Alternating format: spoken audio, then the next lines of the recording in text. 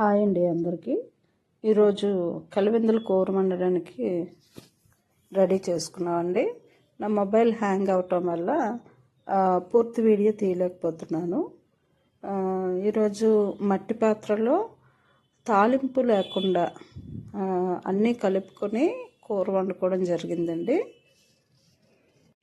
ముందుగా మట్టి పాత్రలో కాస్త ఆయిల్, ఒక పెద్ద సైజు ఆనియన్ చిన్న చిన్న ముక్కలుగా కట్ చేసుకొని, 3 పచ్చిమిర్చి కూడా చిన్న చిన్న ముక్కలుగా కట్ చేసుకొని, 2 టమాటాలను ముక్కలుగా కట్ చేసుకొని, ఒక 2 స్పూన్లు మసాలా కారం, 1 స్పూను అల్లం వెల్లుల్లి పేస్టు, రుచికి సరిపడా సాల్ట్ వేసుకొని అన్నీ కలిపి స్టవ్ మీద పెట్టాలండి. ఈ అన్నీ కలిపి ఒక 50% వరకు వేపుకోవాలి.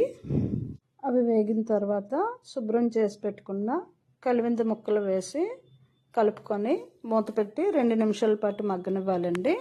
ఇది అయిన తర్వాత ఒక చిన్న గ్లాసుతో వాటర్ వేసుకొని కలుపుకొని మూత పెట్టి సిమ్లో 20 నిమిషాల పాటు ఉడికించాలండి. 20 నిమిషాల తర్వాత కూర మూత ఓపెన్ చేసుకొని అడుగు పట్టకుండా కలుపుకోవాలి.